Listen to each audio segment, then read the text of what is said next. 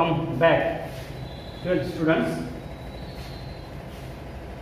Today we will see the Mendel's laws of inheritance. मेंडलचे जे laws आहेत, 3 laws दिलेले आहेत मेंडलनी. First law, the law of dominance. Out of 3, first is law of dominance. यहाँ पे in last period we have seen the terms, various terms related to the Mendel's work, why Mendel select pea plant, and reason behind its success, why he choose Pisum sativum pea plant, etc. तो आज हम पढ़ेंगे first law. जो Mendel ने जो पढ़ाई की, जो सक्सेस हुआ मेंडल, और मेंडल ने जो pea plant Pisum sativum plant choose किया, उसके ऊपर उसका जो वर्क है, तो उस वर्क से वो जो काम था, उस काम के इस पे डिपेंड उसने जो लॉज दिए वाले हैं, उसमें पहला लॉ जो है law of dominance. We will see this law in detail. Here the law of dominance. First of all the statement of law. Statement क्या बोलता है ये लॉ?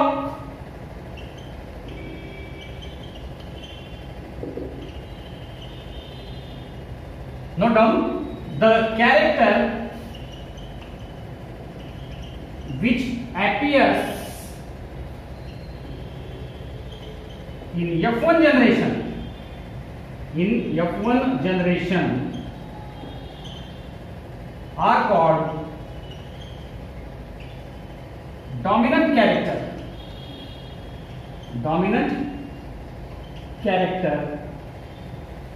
and जो कैरेक्टर्स नहीं आते, the characters which does not appear are called recessive character. This is the first law of Mendel. Mendel ने जो काम किया, मेंडल ने जो वर्क किया, उसने अनुमान लगाया कि फर्स्ट लॉ दिए वाला है the law of dominance Mendel का. जो कैरेक्टर F1 में दिखते, अभी समझो फॉर एग्जांपल 2 पेरेंट्स लिए, हैविंग कॉन्ट्रास्टिंग कैरेक्टर, अलग अलग कैरेक्टर, 2 वैरायटी या 2 पेरेंट्स इन्वॉल्व है, एक पेरेंट टॉल है, एक पेरेंट डॉर्फ है. No doubt it is one is male, another is female. 2 parents लेके क्रॉस किए, तो उनके बच्चे, जो कैरेक्टर्स उनके बच्चों में आते, उनको बोलते डोमिनेंट कैरेक्टर, और जो कैरेक्टर्स नहीं आते उनको बोलते recessive character. This is the Mendel's first law of inheritance.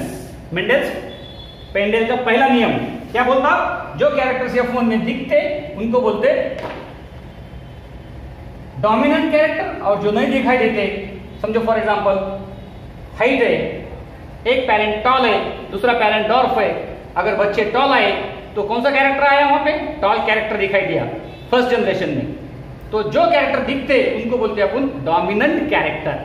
Jin character और जिस जिन की दादागिरी चलती, तो आपको देखेंगे एग्जांपल में. Now will see the example. This is the statement. We took here example. कौन सा भी एक कैरेक्टर लो, फॉर एग्जांपल अपन लेंगे यहाँ पे हाइट. कॉन्ट्रास्टिंग कैरेक्टर होना चाहिए. कॉन्ट्रास्टिंग बोले तो समझो हाइट कैरेक्टर लिए, हाइट में 2 है, टॉल और डॉर्फ. एक पेरेंट टॉल है, दूसरा पेरेंट डॉर्फ है, हाइट कम है. तो जैसे बताया मैंने, 2 फैक्टर जीन्स यहाँ पे चाहिए. Both are homozygous. Homozygous means similar. Gametes दोनों सेम है, एक ही लेंगे. दोनों सेम है, एक ही लेंगे. यहाँ पे आप लिख सकते फेनोटाइप. फेनोटाइप क्या है? टॉल. फेनोटाइप क्या है? Sorry, phenotype 1 parent, male parent समझो tall, female parent dwarf. This is the phenotype, tall dwarf. Genotype क्या है?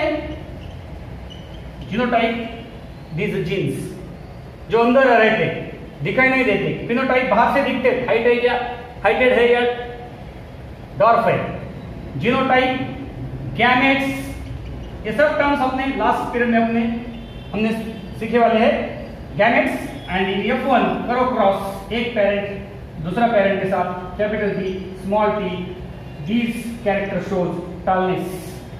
जितने भी बच्चे आते हैं यहाँ पे फर्स्ट जनरेशन में, जितने भी बच्चे आएंगे फर्स्ट जनरेशन में, वो सब टॉल रहते। तो यहाँ पे कौन सा कैरेक्टर एक्सप्रेस हुआ? Tallness. So tallness is a dominant character and dwarfness is a recessive character. ये कैरेक्टर यहाँ पे नहीं दिखता फर्स्ट जनरेशन में। पहली पीढ़ी, पहले फर्स्ट जनरेशन, वो कैरेक्टर जो नहीं दिखता उसको बोलते रेसेसिव, जिसके कैरेक्टर दिखते उसको बोलते dominant character. No doubt here दोनों की जीन्स है, दोनों पेरेंट्स की जीन्स है, लेकिन ये स्मॉल टी यहाँ पे चुपचाप बैठे वाला है, उसके कैरेक्टर नहीं दिखते, क्योंकि ये जो कैपिटल टी रहता वो डोमिनेंट रहता, इसलिए अपने उसको कैपिटल में लिखे वाला है। कैपिटल बोले तो डोमिनेंट और स्मॉल लेटर बोले तो रेसेसिव। दोनों में जीन्स है, लेकिन कैरेक्टर्स किसके दिख रहे हैं? इस पेरेंट के। तो जिस पेरेंट्स के कैरेक्टर दिख रहे उसको बोलते हैं डोमिनेंट कैरेक्टर।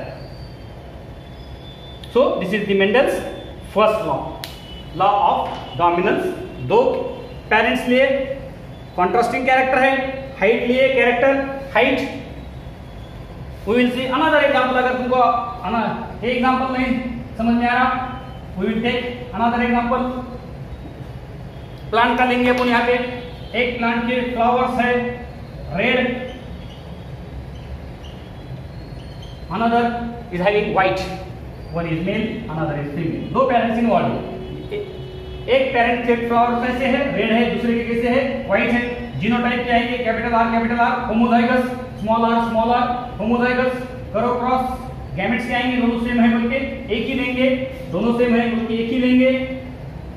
करो क्रॉस, F1 में क्या आता? यहाँ पे कैरेक्टर दिखता रेड। जितने भी प्लांट्स मिलेंगे वो सब उनके फ्लावर्स रेड रहेंगे। So red is a dominant character. जो कैरेक्टर F1 में दिखता उसको बोलते डोमिनेंट कैरेक्टर, और जो नहीं दिखता उसको बोलते recessive character. This is the Mendel's first law. क्या बोलता मेंडल? जो कैरेक्टर्स दिखते उनको बोलते डोमिनेंट कैरेक्टर F1 में, नो डाउट, और जो नहीं दिखते उनको बोलते रेसेसिव। दोनों पेरेंट्स के जीन्स यहाँ पे मौजूद है, दोनों पेरेंट्स की जीन्स मौजूद है, लेकिन कैरेक्टर्स कौन सा अपीयर हो रहा? कैपिटल आर का। स्मॉल आर नहीं दिखता, स्मॉल आर के कैरेक्टर्स नहीं दिखते, ये चुपचाप बैठे वाला है यहाँ पे फर्स्ट जनरेशन में। So this is the Mendel's first law of dominance. So here we finish Mendel's first law. This is monohybrid cross. अपन जो एग्जांपल लिए मोनोहाइब्रिड क्रॉस किए वाले, monohybrid means only one character, only one character लिए वाले। यहाँ पे एक कैरेक्टर लेके किए वाला क्रॉस। कैरेक्टर कौन सा है यहाँ पे? समझो यहाँ पे colour of the flower, colour of the flower. तो एक कैरेक्टर लेके अपन जो क्रॉस करते हैं उसको बोलते हैं मोनोहाइब्रिड क्रॉस, और उसका जो रेशियो आता वो बोलते हैं मोनोहाइब्रिड रेशियो, जो कि F2 सेकंड जनरेशन में दिखता रेशियो। फर्स्ट जनरेशन में क्यों नहीं दिखता? क्योंकि फर्स्ट जनरेशन में ऑल द प्रोजेनी और all the offsprings are having same character. तो इसको जब अपन सेल्फ पॉलिनेशन करेंगे या सेल्फिंग करेंगे, ऐसा ही पेरेंट लेके क्रॉस करेंगे, नेक्स्ट जनरेशन में जो रेशियो मिलता वो आता मोनोहाइब्रिड फिनोटाइपिक रेशियो। वो बाद में देखेंगे अपन। ये अभी तक अपना ये फर्स्ट लॉ है, लॉ ऑफ डोमिनेंस, यहां तक क्लोज होता। सो law of dominance. In next period we will see the law of segregation. In next period we will see the law of segregation. समझ में आया? Any doubt? If you have any doubt, then write me to in comment box. So thank you very much.